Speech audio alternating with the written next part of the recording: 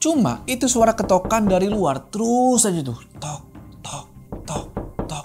Kedengeran sama mereka berdua. Nanti aja kali ya. Si Rahman masih tidur kayaknya. Iyo bang. Masa anak-anak jam segini iseng mukulin pintu sih, Man?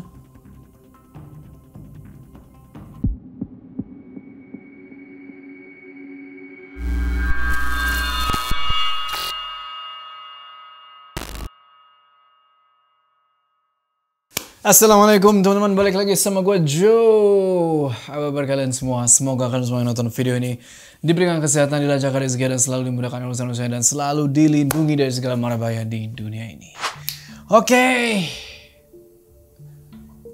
Perjalanan kita terasa cepet banget ya. Nggak terasa kita udah masuk ke part terakhir dari cerita yang super epic ini dari MWV Mystic yang berjudul Si Jundai Lubua Pusaro. Di part 4 ini, kita berkaca dari part sebelumnya. Yang dimana di part sebelumnya bikin kita bingung. Kenapa sih si Tante Lisa ini gak sembuh-sembuh? Dan kenapa si Samsul, temen Rahman itu, abis mandi di batang air, dia malahan sakit. Dan malah berperilaku aneh. Dan di part sebelumnya juga, Rahman, Samsul, sama Ade ini kan lagi tidur tuh. Di rumahnya Pak Ali. Nah, ketika lagi tidur itu, si Samsul udah tidur duluan nih. Rahman sama temennya tuh si Ade ngedenger suara dari pintu depan. Suara yang cukup familiar. Suara dari puluhan tahun yang lalu. Yaitu suara Bobby sama Nizar. Tapi jadi pertanyaan. Apakah benar ini mereka? Penasaran kayak gimana ceritanya? Tonton video ini terus. Udah, kita nggak usah lama-lama lagi, udah siap mode horor aktif.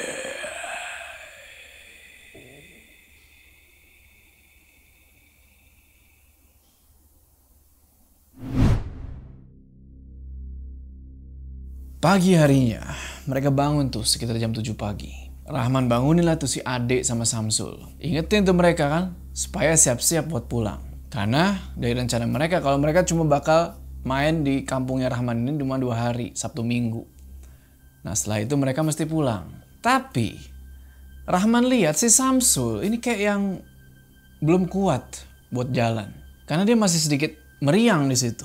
Sampai akhirnya Samsul bilang ke Rahman, "Man, maaf nih, boleh nggak aku sehari lagi tinggal? Aku nggak kuat nih, masih pusing, masih meriang, takut kenapa-napa di jalan." Akhirnya karena Rahman ngelihat Samsul emang beneran gak fit kondisinya ya. Rahman izin lah nih ke apaknya, Apak Panji. Karena khawatir sama keadaan si Samsul. Setelah dikasih tahu kondisi Samsul, Apak Panji ngeiyain, tapi dengan satu kondisi. Ya udah, istirahat saja dulu sampai sembuh. Nanti anak buah Apa datang sore. Apa udah pesan ke dia. Nanti bareng sama dia aja buat nyari obat tasapo temanmu. Baik Pak, emang obat kayak gimana? Aduh, obat-obat kampung di hutan. Dia paham. Kamu ikut aja sekalian. Oke lah, Rahman iyain. Dan dia pun balik nih ke rumahnya Pak Ali buat ngabarin ke Samsul. Dan si Ade juga nggak berani pulang sendiri. Akhirnya Ade pun setuju buat nginep sehari lagi di situ. Sampai Samsul sembuh. Singkat cerita, sewaktu mereka bertiga nih lagi asik sarapan, tiba-tiba si Ade nyeletuk. "Man, aku curiga. Kayaknya Samsul emang kena pas di Lubua Pusaro kemarin deh. Ada yang ngikutin dia, makanya sampai demam gitu. Yang kaki gantung itu." Kaki kegantung gimana? Ade langsung ngejelasin tuh, di mana ada foto aneh. Persis kayak ada kaki ngegantung di atas kepalanya Samsul. Cuma ketika mau dilihat lagi, fotonya udah hilang dari HP-nya Ade. Nah di sini, karena si Samsul ini penasaran, Samsul ngajakin buat ke Lubua Pusaro lagi. Biar dia yakin kalau itu kaki apa bukan. Bisa jadi itu cuma kayu atau apalah yang menyerupai kaki. Si adeknya salah lihat. Ya udah, akhirnya Rahman setuju nih sama si Ade. Dan nanti siang mereka mau berangkat. Nah, singkat cerita, siangnya jalanlah mereka bertiga nih ke Lubuk Pusaro itu. Tapi ketika mereka sampai di ujung kampung, mereka sempat papasan nih. Sama ada satu bapak-bapak yang lagi ngerokok. Mukanya kusem, kayak nggak kerawat lah. Dan bajunya itu compang-camping, bolong-bolong. Kayak orang gila lah. Tapi anehnya, ketika papasan sama Rahman, Ade, dan Samsul, bapak-bapak ini langsung berdiri. Tapi nggak ngomong apa-apa. Berdiri, dan setelah Rahman agak berjarak nih sama si bapak-bapak ini bapak-bapak ngikutin terus tuh sampai ke ujung tebing melengkung yang waktu itu. Nah, karena Samsul udah mulai nggak enak feelingnya sama nih orang, udah mulai curiga, dia tanya lah. Maaf Pak, ada perlu apa ya? Bapak ngikutin kami terus dari tadi. Kamu Rahman, anaknya Bang Zal, yang tinggal di Jakarta. Iya Pak. Apa yang kalian cari? Kenapa dekat-dekat dengan nisan itu? Enggak Pak, kita cuma mau foto-foto aja. Nggak usah bohong. Dari kemarin saya sudah lihat kalian ada di sini. Termasuk waktu orang ini menginjak nisan ibu saya. Wah, kaget mereka bertiga di situ kan. Ketika orang ini bilang menginjak nisan ibu saya, artinya nih orang anaknya Bu Nur. Yaitu si Ramon. Dari situ Samsul langsung kayak minta maaf lah ke si Ramon ini. Dan si Ramon ini bilang, udah gak apa-apa. Lagi pula, di bawah batu nisan itu gak ada jasad ibunya. Nah lo kan. Kalau gak ada jasad ibunya, berarti jasad ibunya dikemanain. Di situ Ramon ngomong sambil ketawa-ketawa. Persis kayak orang gila. Lama Ramon bersihin batu nisan itu sambil nyuruh Rahman, Ade, sama Samsul buat duduk. Nah, mereka bertiga cuma bisa nurut aja tuh kan karena takut terjadi apa-apa nih.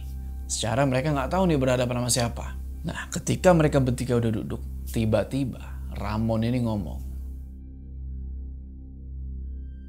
Kamu, Rahman, kamu tahu apa yang terjadi sama ibu saya setelah keluarga kamu pulang? Ayah sudah cerita semuanya, Pak. Jadi kamu juga sudah tahu siapa saya? Bapak, Pak Ramon. Tahu juga kamu ya. Terus sekarang gimana? Kamu dendam dengan ibu saya karena sudah membunuh Nizar? Gas! Rahman, Ade, sama Samsul kaget ngedenger itu.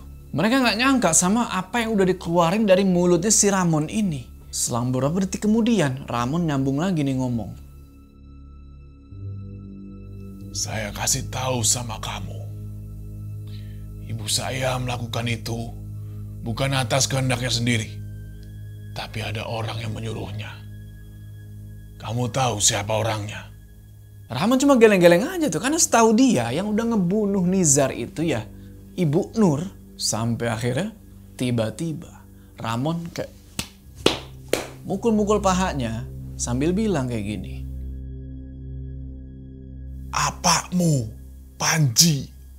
Anjing itu yang menyuruh ibuku membunuh anak kandung Panji sendiri, Nizar.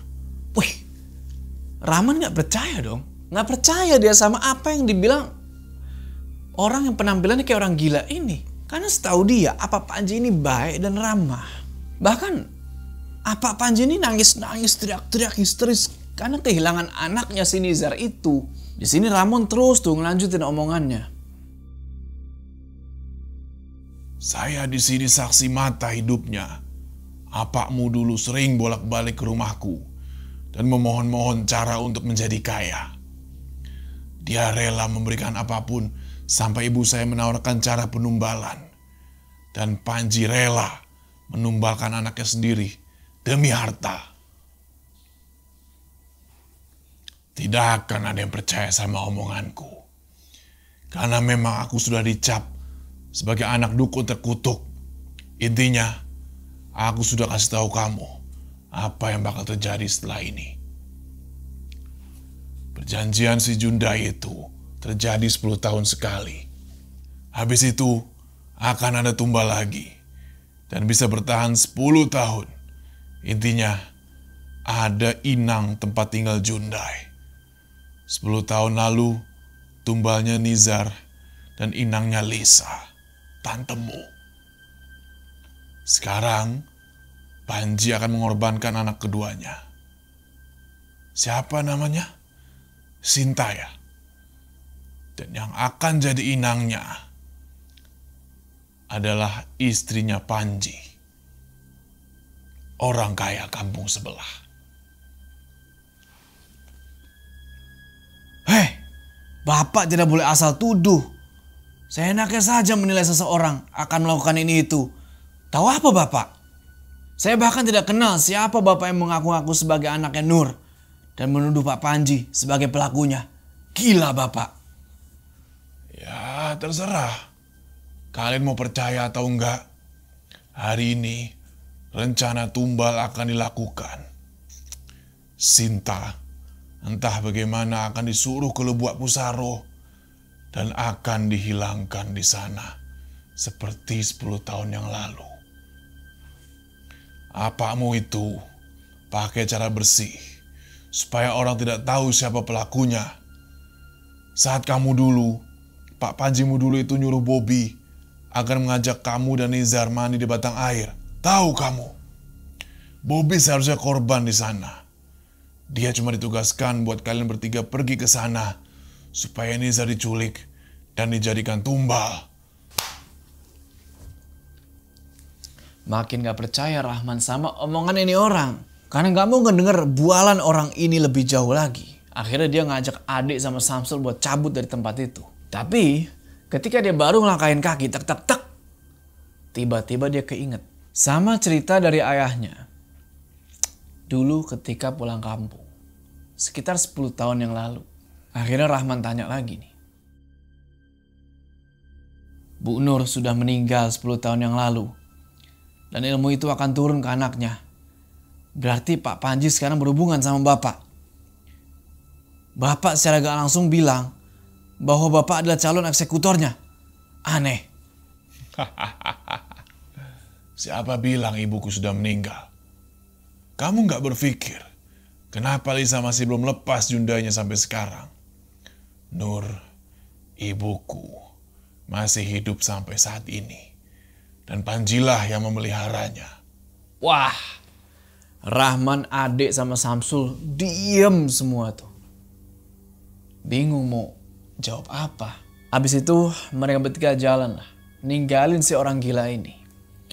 Dan ketika mereka udah agak jauh, dari kejauhan, Rahman gak denger si Ramon ini bilang, Tugas saya sudah selesai ya Bob. singkat cerita, mereka udah sampai lagi nih di rumahnya Pak Ali. Dan tiba-tiba datang nih kucuk Diana, adiknya si Rahman, datang ke rumahnya Pak Ali buat ngabarin sesuatu. Bang, kata Tante Rina, kakek makin sakit. Rencananya mau dibawa ke rumah sakit di kota. Diana, Sinta sama Tante Rina mau nemenin. Pak Ali gak ikut jagain Tante Lisa. Pak Panji nanti juga langsung ke rumah sakit. Abang sama teman-teman abang di rumah aja gak apa-apa. Gak apa-apa kok, biar kita sekalian jaga rumah. Timbul rasa lega tuh, karena ngedenger kalau Pak Panji sama Sinta mau pergi ke kota hari itu. Jadi dari situ Rahman mikir kalau ucapan si orang yang bernama Ramon tadi itu cuma bualan belaka aja. Agak tenang dia di situ. Nah, hari itu udah mulai jam 3 sore. Tiba-tiba di depan rumah kedengeran suara motor. Sontak Rahman sama Adep ngeliat nih dari jendela dan ternyata itu adalah seseorang yang mereka nggak kenal. Habis itu Rahman keluar buat nemuin laki-laki ini kan. Karena laki-laki ini kelihatannya kayak lagi nyari sesuatu atau seseorang. Akhirnya pria bermotor ini turun dari motornya dan dia nanya ke Rahman. Dek, bos Panji ada. Lagi keluar pak, nganterin kakek berobat. Oh, belum pulang ya? Bu Rina sama Sinta mana? Ikut juga? Iya pak. Oke lah, makasih yo. Habis nanya begitu, pria ini langsung pergi gitu aja dari rumah. Nah, selang beberapa saat kemudian, ada lagi nih motor datang ke rumah. Yang datang ternyata Pak Panji dan anaknya tuh, Sinta. Adekmu takut di rumah sakit nih, Bang Rahman. Tuh ada Om Rizky. Salim tangan, Dek. Sinta langsung salim lah ke pria itu kan, yang ternyata namanya adalah Om Rizky. Nah, dari situ Pak Panji langsung ngasih sesuatu ke Rizky ini, sesuatu yang dia ambil dari kantongnya. Habis itu Pak Panji nanya ke Rahman. Temanmu masih sakit gak? Nih, minta cariin obatnya. Sama Bang Rizky aja. Masih Pak, tapi orangnya lagi tidur. Ya udah, nggak apa-apa. Kamu aja yang pergi ya sama Rizky. Sinta mau ikut gak? Sinta mau ikut juga? Coba tanya dulu ke Om Rizky. Boleh nggak? Boleh ikut pergi nggak, Om? Boleh dong. Ya udah, ayah pergi dulu ya. Adek nggak apa-apa kan sama Om Rizky? Ayah ke tempat kakek lagi ya. Nanti malam ayah pulang. Daripada adek sendirian di rumah. Habis itu, Pak Panji pergi. Gak lama setelah itu, Om Rizky ini ngajak si Rahman jalan kaki tuh buat nyari obat. Nah, si Rizky ini bisa dibilang umurnya nggak terlalu jauh lah dari Rahman. Mungkin sekitar beda 5 tahun, lebih tua. Dan Rizky ini kerjanya jadi buruh sawah di sawah punyanya Panji. Nah, selang beberapa menit mereka jalan. Mereka belok ke kiri tuh, ke perkampungan. Ngarah ke tebing yang cukup landai dan ada jalan setapak yang kepotong sama aliran sungai batang air.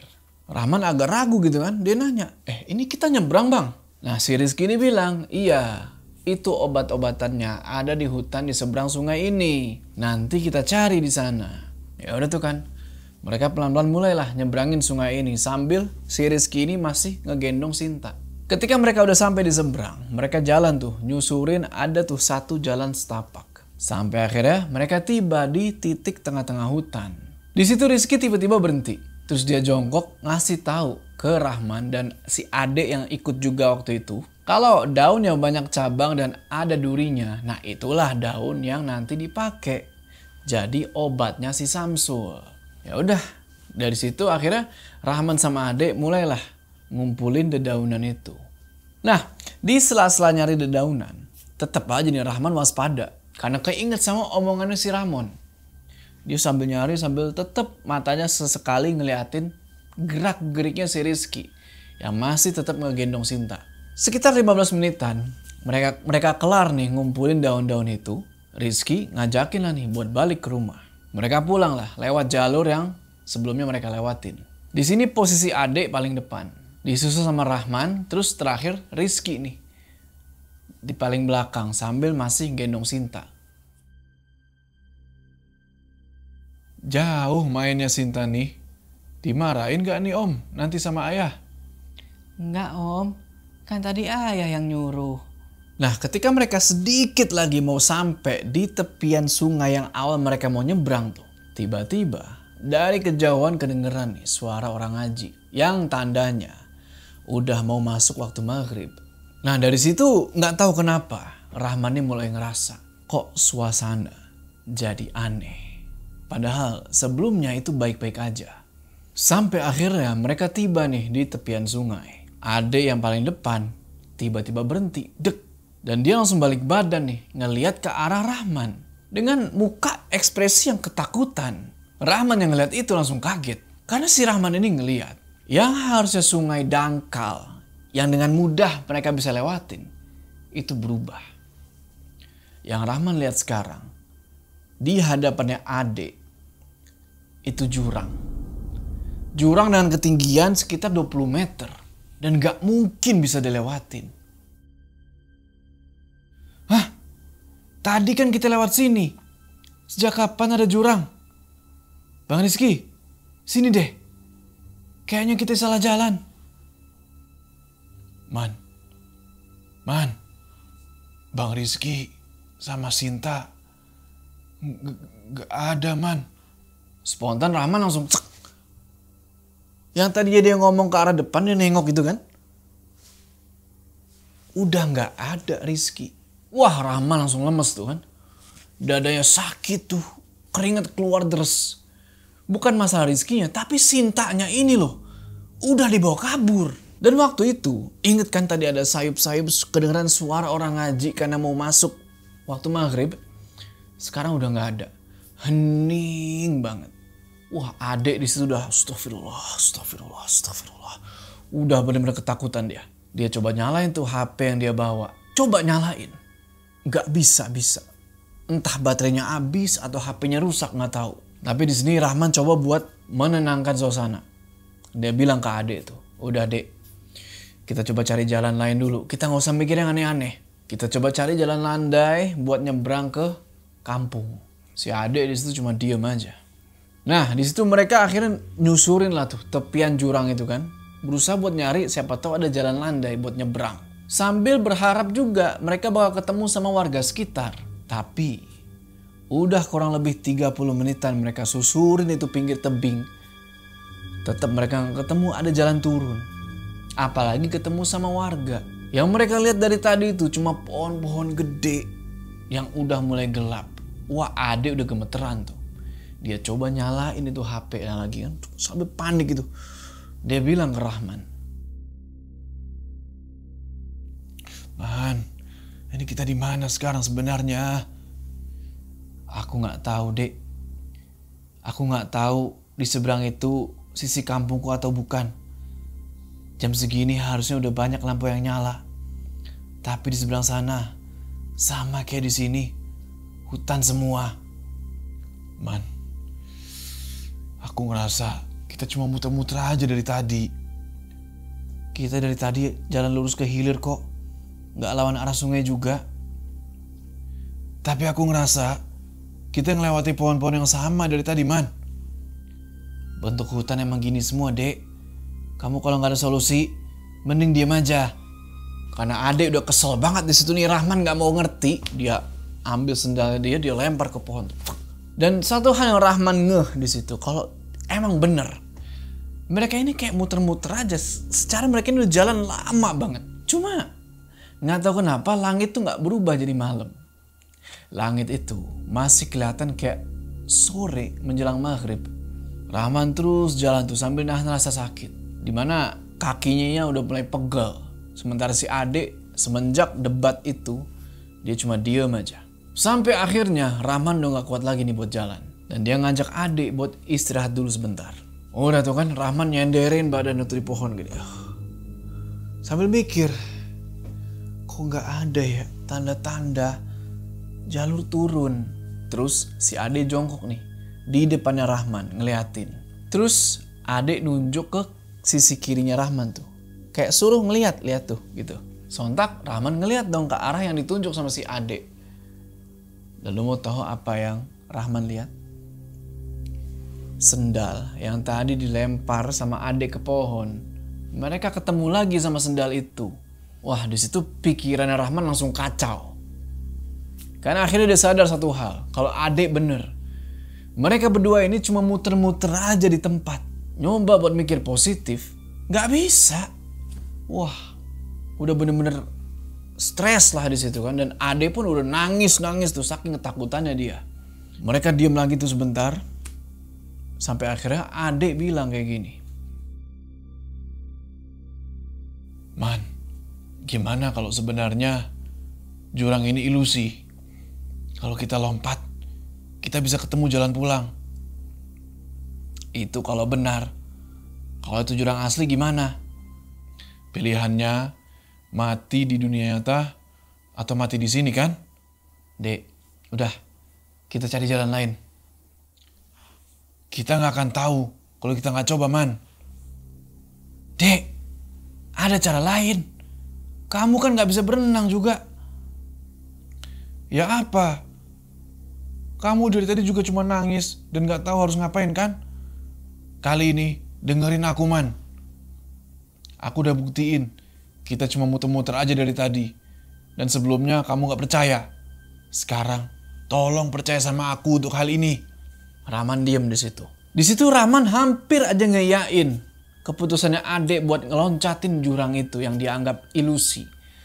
Tapi tiba-tiba kantong kresek yang mereka bawa yang isinya itu dedaunan buat obatnya si Samsul bunyi. Kayak ada yang ngelempar pakai kerikil. Mereka berdua langsung ngeliat lah ke arah kantong kresek itu kan. Dan gak lama datang lagi nih kayak tak, tak. Ternyata kayak ada sesuatu dari atas jatuh dan ngenain kepalanya Rahman nih. Ketika Rahman pegang-pegang apa sih itu kan? Itu kayak gulungan koran basah. Kayak mainan Rahman dulu tuh yang suka dia mainin. Di situ Rahman langsung kayak ngeliat ke sekeliling hutan. Dan dari jauh Rahman nih ngedenger kayak ada suara anak-anak. Man, sini man, ikut kami. Suara-suara anak kecil. Gak lama, tuh, ada lagi tuh peluru dari koran basah ngenain pipinya Rahman. Sontak Rahman langsung ngeliat kan tak, langsung ngeliat tuh ke arah dari mana peluru itu berasal. Dan di situ Rahman ngeliat ada anak kecil lari-lari ngebawa kayak senapan dari bambu dibikin jadi mainan gitu. Lari ngejauhin Rahman sama Ade. Sontak Rahman tarik tuh tangannya Ade kan. Dek, itu ada orang dek, ada orang. Itu bocah yang tadi ngisengin si Rahman lari-lari tuh sambil ketawa-ketawa. Rahman sama Ade berusaha nih buat ngikutin anak ini walaupun mereka udah susah payah tuh kakinya.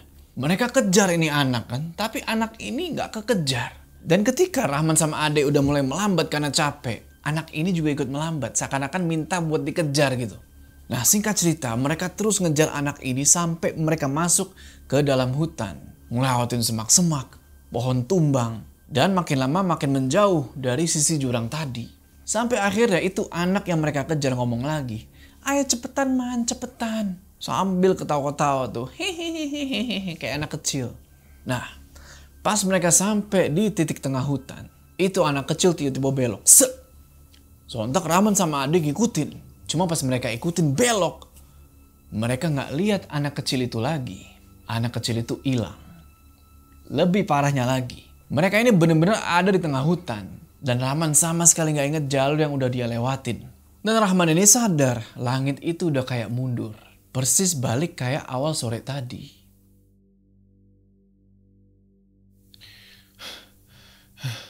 Kamu kenapa berhenti? Kamu lihat apa sih dari tadi sebenarnya? Kita ngikutin anak kecil yang tadi di depan, Dek. Masa kamu gak lihat? Anak kecil mana? Kamu cuma bilang ada orang. Terus tiba-tiba lari kenceng sambil suruh aku buru-buru. Aku gak mau apa-apa sama kamu dari tadi, Dek. Anak kecil itu yang nyuruh kita ikutin dia cepet-cepet. Kamu beneran gak lihat? Enggak sama sekali, Man.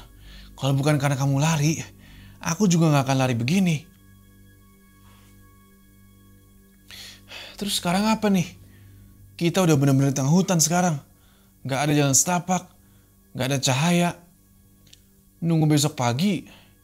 Atau nunggu dimakan harimau kita nih. Di situ Rahman gak tahu mau jawab apa. Dia lemes lah tuh. Dia cuma bisa ngerebahin badan. Rahman mikir. Kayaknya anak kecil itu emang imajinasi dia doang nih. Kehaluan dia aja. Lama kemudian. Lagi-lagi. Peluru koran ngenain pipinya Rahman. Sontak Rahman langsung nengok ke arah sumber peluru kan. Dan di situ dia ngeliat sosok teman kecilnya dulu lagi berdiri di atas akar pohon. Siap lagi kalau bukan si Bobby yang lagi megang tembakan bambu. Dia cuma senyum aja tuh dan ngomong ke Rahman, nggak pakai gerakin mulutnya. Tapi Rahman bisa denger ini anak ngomong apa. Sosok yang menyerupai Bobby itu bilang, dikit lagi man, terus belok kanan. Dari situ Rahman langsung berdiri dan ngajak Ade nih buat ngelanjutin perjalanan. Di situ Ade kesel lah, kemana nih? Ngikutin anak kecil imajinasi kamu lagi. Tapi di situ Rahman bilang, itu bukan anak kecil sembarangan. Itu saudaraku, Bobby. Dari situ Rahman sama Ade langsung jalan lurus tuh. Nggak tahu nih kapan mereka mesti belok kanan. Pokoknya jalan aja terus tuh. Sampai di titik mereka ini ketemu sama pohon besar dengan akar yang menggantung. Disinilah Rahman ngerasa harus belok kanan. Terus nggak jauh dari pohon itu mereka ngelihat ada gubuk kecil. Dan di dalam gubuk itu ada cahaya. Ngeliat gubuk itu, Rahman agak sedikit tenang lah. Tapi baru aja Rahman mau pergi ke sana, tiba-tiba pintu gubuk itu kebuka. Dan lu mau tahu apa yang mereka lihat dari dalam gubuk itu? Keluar sosok perempuan tua, matanya berlobang, rambutnya udah uban semua, jalannya pincang, pakai tongkat. Nah, Rahman sama Ade di situ langsung ngumpet di semak-semak. Dan mereka ngedengar perempuan tua ini ngomong sama seseorang di dalam gubuk itu. Kamu benar, mau mengulang ini lagi. Iya, sulit kalau harus bertahan dengan sawah begini. Saya butuh lebih banyak uang untuk hidup. Hutang saya banyak, keperluan saya banyak. Kamu yakin menjadikan anak kandungmu lagi sebagai tumbal gasingnya? Saya tidak butuh anak perempuan. Kalau saya dapat anak perempuan lagi pun, saya tidak akan ragu pakai kepalanya lagi untuk ini. Lalu, bagaimana caramu supaya orang-orang itu tidak curiga dan akhirnya kejadian 10 tahun lalu tidak terulang? Di situ Rahman sama Ade ngeliat ada lagi laki-laki keluar dari dalam gubuk itu sambil ngerokok. Seketika Rahman langsung kaget di situ. Karena yang dia lihat keluar dari dalam gubuk itu adalah Apak Panji. Saya sudah suruh orang dan mengatur gimana caranya biar anak saya pergi dengan Rahman. Anak yang selamat 10 tahun lalu. Tidak akan ada orang yang melihat kemana arah Sinta dan Rahman pergi. Rahman akan masuk ke alam Jundai. Dan Sinta bisa segera kau urusi. Kalau sudah selesai, kita anggap Sinta dibunuh Rahman. Dan dia hilang karena melarikan diri. Di situ Rahman langsung kayak cek. Dia kebangun. Ternyata yang dia ngelihat sosok anak kecil ini itu cuma mimpi. Rahman lihat ke sekeliling kan. Suasana masih sama. Dan di samping dia itu ada adik yang masih tidur. Rahman juga coba nyari Bobby tuh. Yang tadi muncul di mimpinya, tapi dia nggak ngeliat Bobby di mana-mana. Cuma Rahman ini ngerasa kalau mimpi itu semacam petunjuk. Nggak lama, Rahman langsung ngebangunin si adik nih. Ngajak dia buat ngelanjutin perjalanan. Aku akan lurus. Nanti kalau ada pohon besar dengan akar gantung, kita belok kanan. Hah? Tahu dari mana kamu? Bobby yang kasih tahu. Mereka langsung jalan tuh. Sesuai sama apa yang ada di mimpinya Rahman. Di situ Rahman itu nggak seneng. Dia takut. Takut kalau apa yang tadi di mimpinya itu beneran kejadian. Bener aja. Mereka jalan dan ketemu nih. Tek, sama pohon yang akarnya ngegantung. Di sini Rahman cuma diem aja. Ngeliatin pohon itu. Dalam hati dia bilang, ini pohonnya. Kalau kita belok kanan, berarti kita akan ketemu sama gubuk kecil itu. Langsung aja nih, mereka berdua belok kanan. Dan bener aja, mereka berdua ketemu sama gubuk kecil itu. Tapi, keadaannya beda. Di depan gubuk itu, ada Rizky. Yang masih ngegendong Sinta yang lagi tidur. Dan gubuk itu pintunya kebuka. Di sini Rahman sama adik coba buat ngumpet. Dan dia perhatiin gubuk itu dari jauh kan. Ternyata, di dalam gubuk itu, ada orang. Lagi merhatiin kayak gitu. Tiba-tiba si Ade teriak, Bang Rizky. Sontak Rizky langsung nengok dong ke arah mereka berdua. Dengan muka yang kaget gitu. Dan tiba-tiba Rizky ini langsung manggil, Bos, bos. Spontan Rahman lari tuh ke arah si Rizky sambil bilang, woi, lepasin Sinta. Tapi orang yang di dalam gubuk itu langsung keluar. Siapa lagi kalau bukan Apak Panji. Di situ Apak Panji ngeliat ke mukanya Rahman dengan muka yang marah. Dan Rahman langsung nyoba buat ngerebut Sinta dari gendongannya Rizky di situ. Tapi Rizky ngejauhin Sinta dari Rahman di situ. Sampai akhirnya Rahman sama Apak Panji saling hadap-hadapan nih. Terjadilah stand off. Kenapa orang ini kamu lepas, Rizky? Sumpah, saya nggak tahu, bos. Tadi dua-duanya sudah masuk ke sana. Tapi mereka bisa keluar nggak tahu gimana caranya. Saya nggak tahu. Pak, ngapain Pak Panji di sini, Pak? Sinta mau diapain? Kenapa Rahman sama Ade disesatkan dalam hutan, Pak? Bukan urusanmu, Man. Lebih baik kamu pulang atau balik ke Padang sana. Rahman udah tahu semuanya, Pak. Dan bener-bener Rahman gak habis pikir. Pak Panji yang ngebuat mati Nizar sama Bobby 10 tahun lalu. Kalau iya kenapa? Apa urusanmu, Man? Nizar anak apa? Dan itu hak apa? Mau dia mati atau hidup, itu juga hak bapak sebagai ayahnya. Bahkan kamu sekarang dapat bagian dari apa yang bapak kerjakan, kan? Kamu bisa makan, bisa sekolah. Diana adikmu itu juga. Kamu kira itu uang dari mana, Man? Wah, di tengah Pak Panji sama Rahman lagi debat, lagi cekcok. Tiba-tiba, dari dalam gubuk itu keluar lagi satu orang. Perempuan. Persis sama kayak yang dilihat Rahman dalam mimpinya. Saya tidak menyangka ada yang bisa keluar dari sana sebelum saya selesaikan semuanya. Sudah terlalu banyak yang dilihat bocah ini. Saya awalnya masih senang sama kamu, Man. Tadinya, saya bakal biarkan kamu hidup. Tapi kalau begini, tidak ada lagi alasan saya buat biarkan kamu hidup. Kamu sudah mendengar dan tahu terlalu banyak.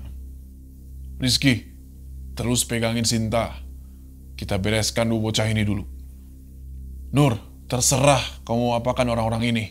Di situ, si Ibu Nur ini langsung kayak betapa gitu. Dia baca-baca mantra. Terus, tiba-tiba dari arah hutan, itu kedengeran suara basin. Jadi basin itu kayak alat musik seruling, kayak seruling itu khas Minang. Nah, suara itu kedengeran kayak muter-muter aja tuh. Di posisinya Rahman sama adik. Lama-kelamaan, nadanya itu makin kencang. Sampai telinganya Rahman dan adik kesakitan waktu itu. Tapi, anehnya cuma Rahman sama adik ini yang denger. Sedangkan Pak Panji dan yang lain kelihatannya nggak denger. Nah, selang beberapa detik kemudian, adik pingsan karena nggak kuat ngedengar suara itu.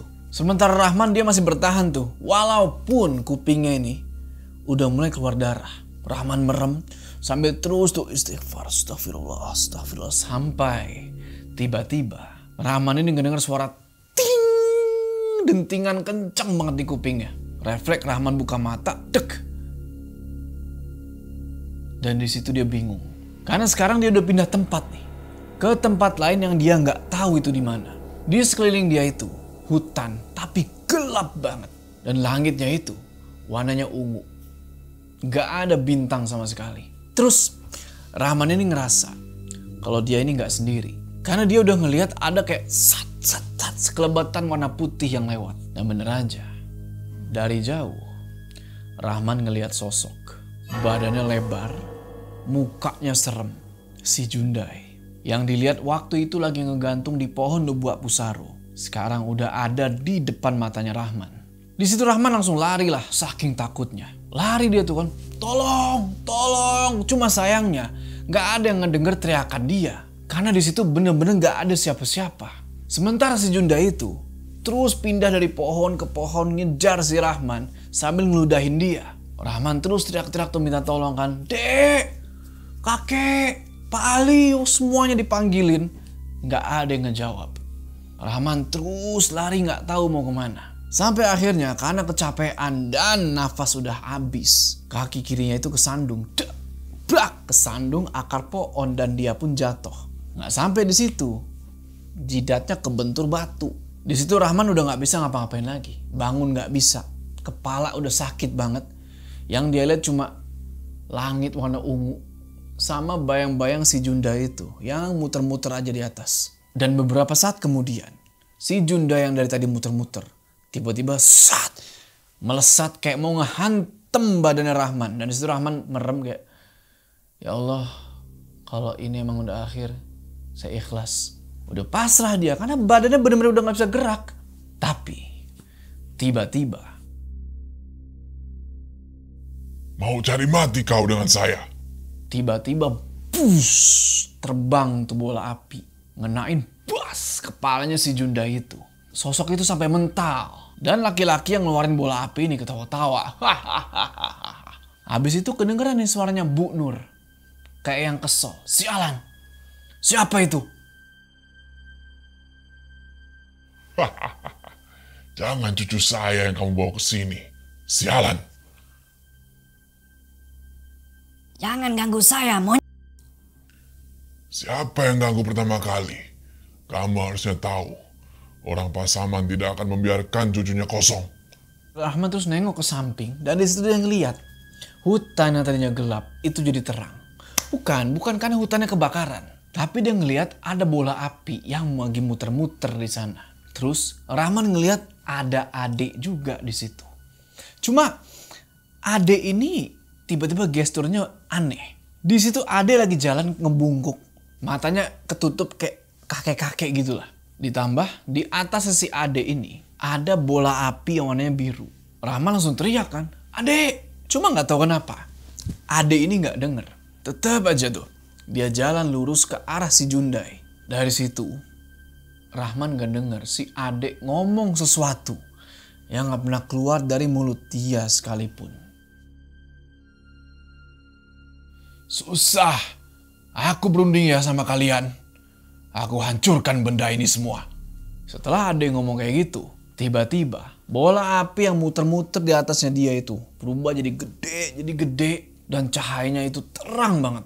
Ditambah suara dem dentuman itu kedengeran dari mana-mana. Dan itu langit warna ungu itu kayak digoyang-goyang. Habis kayak gitu, hutan gelap di sekelilingnya Rahman itu tiba-tiba berubah jadi debu. Dan pas cahaya itu hilang juga, seketika itulah Rahman balik lagi di hadapannya Bu Nur, Rizky, dan Apak Panji. Udah balik lagi nih ke alam yang sebenarnya. Sementara si Ade tiba-tiba pingsan tuh di sebelahnya Rahman. Wah, Pak Panji panik tuh. "Nur, ini kenapa dia bisa bangun?" Bu Nur bilang kalau temennya si Rahman ini, si Ade, punya pegangan. Dia orang Pasaman dan bukan orang sembarangan. Berasal dari keluarga penting si Ade ini. Gak lama, mungkin karena frustasi gitu ya, Apa Panji ngeluarin pisau dan nyoba buat nyerang Rahman. Rahman coba buat ngehindar dari situ kan. Tapi karena tenaga dia udah habis, dia lemes lah. Sampai akhirnya Pak Panji kerahnya diambil kayak gini. Dan Pak Panji bilang, "Lebih baik kamu yang mati. Ayah sama anak sama aja. Kalian suka ganggu urusan orang." Rahman dengan sisa tenaga dia coba buat ngelawan tuh kan. Dia tendang-tendangin tuh perutnya si Pak Panji. Tapi nggak ngefek apa-apa. Di situ Pak Panji langsung dia tonjok tuh mukanya Rahman. Sampai mental si Rahman tuh. Tapi nggak selesai di situ. Pak Panji samperin lagi, dipukul lagi tuh. Terus dia tempelin pisau ke leher Rahman. Sek! Di situ Rahman udah pasrah gitu. Mati di tangan Apak dia sendiri. Tapi belum sempat Rahman tiba-tiba dari dalam gubuknya si Nur itu keluar api. Seketika Pak Panji dan Bu Nur langsung nengok ke belakang tuh kan. Gubuk itu habis kebakar. Di situ si Rizky udah tiarap tuh. Entahlah, mungkin gak sadarin diri. Dan di sebelahnya lagi itu ada satu sosok. Pak Ali.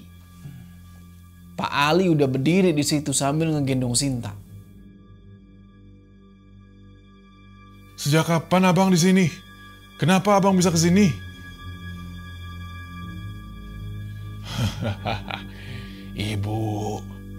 Ibu lama banget hidupnya. Mati yuk. Ramon sialan, ngapain kamu bawa Ali ke sini ya? Jangan salahkan saya bang, Bobby yang nyuruh. Di situ Pak Panji ngelepasin Rahman tuh, yang udah gak berdaya di atas tanah. Dan langsung berhadapan nih sama Pak Ali.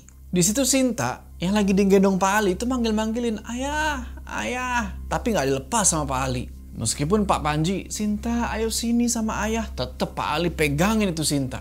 Dari situ Pak Ali marah langsung. Ditembak langsung lah si Panji ini. Jadi kamu yang membunuh Bobby? Anak kunci? Anak kakakmu sendiri kamu bunuh. Dan kakak kandungmu kamu buat kayak gitu. Setan apa yang merasuki kamu, sialan? Kamu udah gak punya otak. Itu nyawa orang, babi. Bang, yang saya jadikan gasing itu kepala Nizar, anak kandung saya. Saya sama sekali gak minta kepala Bobby. Bobby jatuh ke batang air karena nolong Rahman. Nizar itu anak saya, bang. Dan itu urusan saya. Tapi kamu yang suruh Bobby pergi ke batang air sore itu kan? Kamu jadikan anak saya sebagai jalan agar kamu bisa menjadikan Nizar sebagai tumbal kan? Terus, kalau iya, masalah buatmu. Wah, di situ habislah kesabarannya Pak Ali. Langsung aja Pak Ali dipukul tuh rahangnya Pak Panji, terakhir dipukul tuh ulu hatinya sampai jatuh nih Panji. Pas Pak Panji udah jatuh, Pak Ali mau tendang nih palanya kan? Tapi Pak Panji megang pisau. Ditusuklah kakinya Pak Ali nih. Pak Ali langsung teriak-teriak tuh kan sampai jatuh ke tanah. Habis itu Pak Panji ngelihat si Rizky udah bangun. Dari tadi cuma nonton doang. Dia suruh nih si Rizky buat bawa Sinta pergi. Nggak pakai lama Rizky ambil tuh Sinta. Dan dia bawa lari masuk ke dalam hutan. Rahman ngelihat itu, dia pengen ngejar tapi badannya udah nggak berdaya. Tapi samar-samar Rahman ngelihat kayak ada yang ngikutin Rizky dan Sinta ke arah hutan itu. Di depan gubuk yang hampir angus kebakar itu, cuma ada Rahman, Pak Ali, Pak Panji, Nur, Ramon, dan Ade tuh yang masih pingsan. Di situ Bu Nur langsung betapa dan coba buat baca-baca mantra lagi. Dan nggak tahu kenapa suasana berubah lagi jadi hening. Dan mendadak kupingnya Rahman berdengung. Dan tiba-tiba dari tanah itu keluar asap. Dan asap itu ngeluarin hawa yang panas banget. Terus dari asap itu keluarlah nih sosok. Sosok persis kayak Jundai perawakannya, tapi beda dari Jundai yang sebelumnya. Sosoknya itu lebih kurus. Kurus cungkring gitu, pakai pakaian warna merah. Tingginya mungkin 4 meter. Dan mukanya itu kayak meleleh. Giginya bertaring, pokoknya mukanya serem dah. Dan ini makhluk baunya amis banget. Rahman sampai kayak coba buat nahan nafas karena ini baunya bener-bener gak enak. Gak lama Jundai ini teriak. Dan suaranya itu gak kalah gak enaknya sama penampilannya. Suaranya melengking. Dan tiba-tiba ada petir nyamber di tempat mereka. Dan ngebuat pandangan Rahman pulih karena cahaya petir itu. Ketika Rahman sadar, dia udah balik ke tepian batang air. Sambil masih nenteng dedaunan yang emang Rahman kumpulin buat si Samsul. Ade ada di depan. Sementara di belakangnya ada Rizky dan Sinta. Bedanya kali ini, di hadapan mereka itu ada sungai dangkal yang mereka seberangin di waktu awal mereka pergi. Rahman di situ ngeliatin Ade. Dan Ade diliatin Rahman kayak gitu. Bingung. Ditanya kan, "Man, kenapa?" Ade jawab, "Nggak kenapa-napa." Kak, Rahman coba buat cubit tangan itu kan. Dia bener aja. Sakit. Nah di situ Rahman bener-bener pusing setengah mati. Ini dia udah balik ke dunia nyata sebenarnya?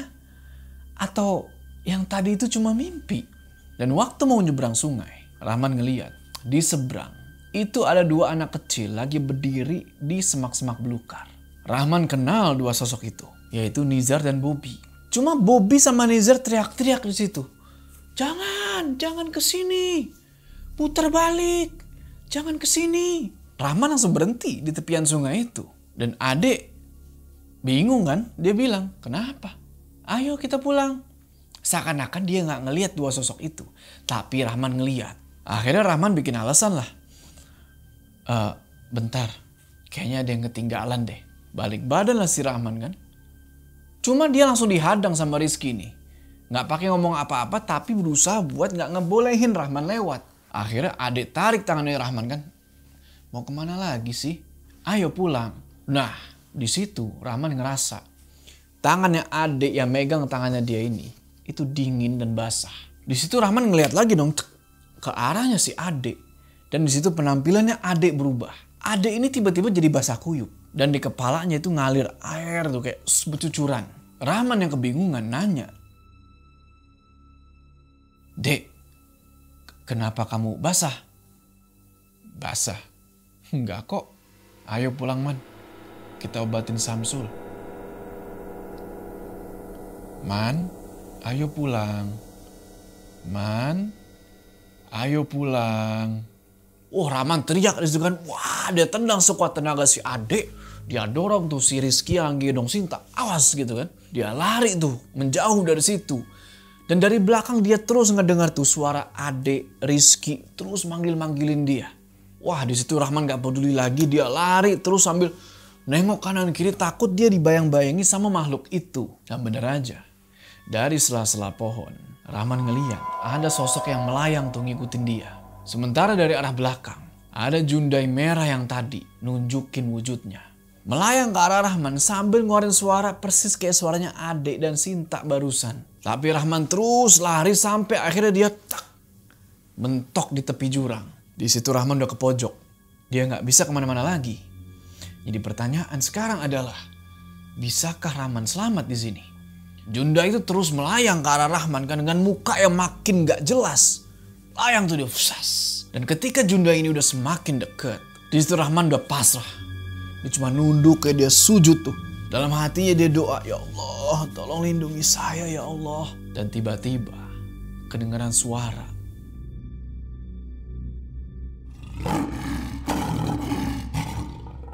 Kayak suara auman harimau yang ngebuat suasana di hutan itu jadi pecah. Bener aja.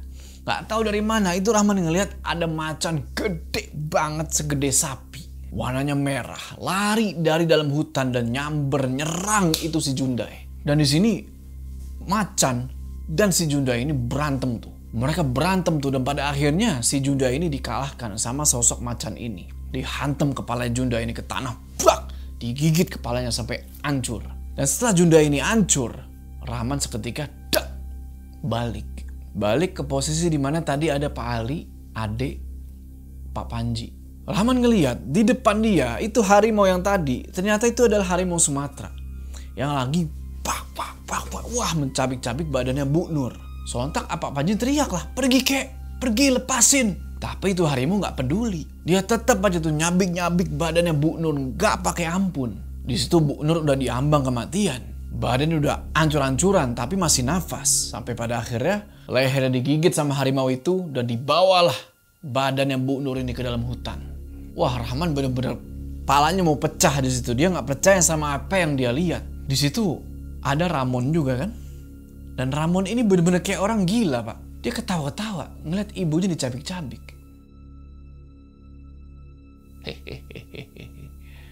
Amak mati. Ramon, kalau ibumu sudah mati, Junda itu berarti jadi milikmu. Pakai Mon. Enggak. Enggak. Aku nggak mau ini. Wah, Pak Panji kesel tuh, dia tonjok tuh si Ramon. Wah, sampai jatuh si Ramon. Nah sekarang Pak Panji kelihatan kayak bingung tuh mau ngapain lagi kan. Dia cuma bisa ngeliatin Rahman, Pak Ali sama yang lainnya. Akhirnya karena Pak Panji udah frustasi nggak tahu mau ngapain, dia samperin nih Pak Ali yang lagi duduk kesakitan di tanah tuh kan, karena pisau nancep di kaki dia. Pak Panji ambil itu pisau dari pahanya Pak Ali kan, tras, mau dihantem nih Pak Ali. Tapi tiba-tiba dari arah semak-semak ada yang bergerak.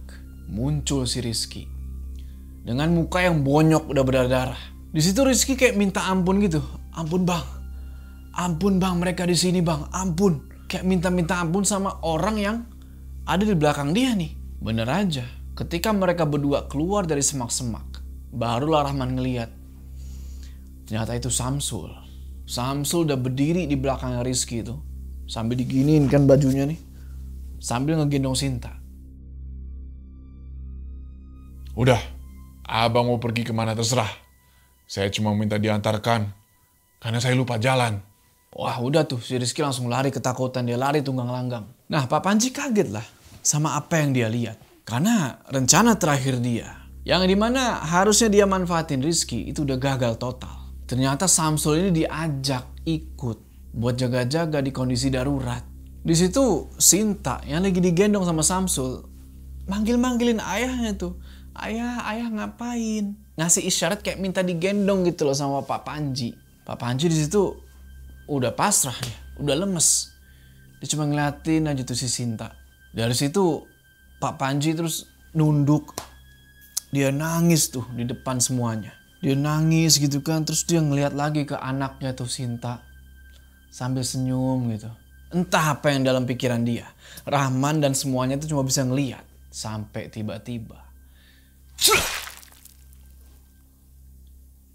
pisau yang dari tadi Pak Panji pegang itu dihantemin ke perutnya sendiri. Wah, di situ Pak Ali langsung teriak, "Woi Panji!" Kaget dia ngeliat adiknya udah ngabisin dirinya sendiri. Pak Panji langsung jatuh tuh. Wah, darah udah ngalir kemana-mana. Pak Ali nyoba buat nutupin bekas luka tusukan itu pakai tangannya. Tapi darah terlalu deras ngalir. Dan pelan-pelan Pak Panji udah mulai pucet. Sampai akhirnya Pak Ali bilang, "Man, bantu Bapak. Tolong taruh Panji di punggung saya. Ramon, tolong tunjukkan jalan keluarnya." Udah tuh kan. Pak Panji yang sekarat digendong sama Pak Ali. Terus mereka dituntun keluar dari hutan sama Ramon. Singkat cerita, mereka keluar nih dari hutan. Dan sekarang mereka ada di sisi tebing, di tempat Nur 10 tahun lalu terkapar. Di atas mereka itu adalah tebing Lubuk Pusaro. Dan sedikit ke hilir itu adalah tempat Rahman, Bobby, dan Nizar terakhir mandi. Nggak tahu jam berapa waktu itu, tapi Rahman ngeliat langit itu udah gelap. Warga yang pertama kali mereka temui itu ada 3 orang. 3 orang ini adalah pemancing yang lagi mancing tuh di tepian batang air. Munculnya mereka ngebuat pemancing ini kaget. Karena tahu-tahu ada orang keluar dari hutan, ya kan, malam-malam, kaget lah kan, dikira setan. Tapi akhirnya mereka kenal kalau itu Pak Ali. Dan mereka semua langsung ngebantuin. Wah, bajunya Pak Ali ini udah berdarah-darah. Ditambah si Pak Panji tuh yang masih digendong itu mukanya udah makin pucet.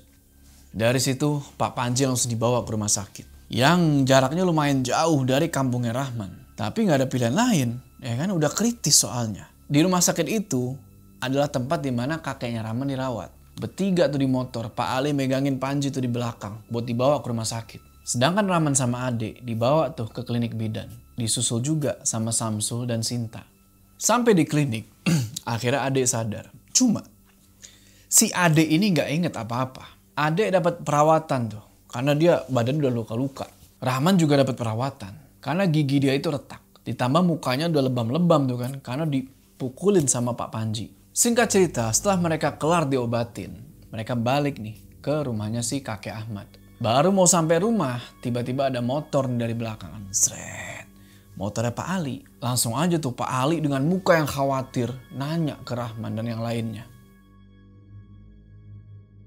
"Gimana keadaan kalian?" "Aman Pak, cuma luka-luka kecil aja. Pak Panji gimana Pak?" "Apakmu itu udah nggak ada, Man." "Innalillahi wa inna ilaihi rajiun." "Sekarang di mana Pak Panji Pak?" "Masih di rumah sakit. Sudah ada istrinya di sana dan kakek. Sama Diana juga. Apak pulang karena ingat Lisa di rumah sendirian." Masuklah nih kan Pak Ali ke rumahnya kakek Ahmad. Diikutin tuh dari belakang sama Samsul, Ade, dan Sinta. Nah, suasana dalam rumah itu beda dari biasanya. Nggak pengap lagi. Pergilah nih ke kamar di mana Pak Ali sama Tante Lisa biasa tidur kan. Dibuka pelan-pelan karena takutnya Tante Lisa loncat nih. Dibuka. Set. Tas.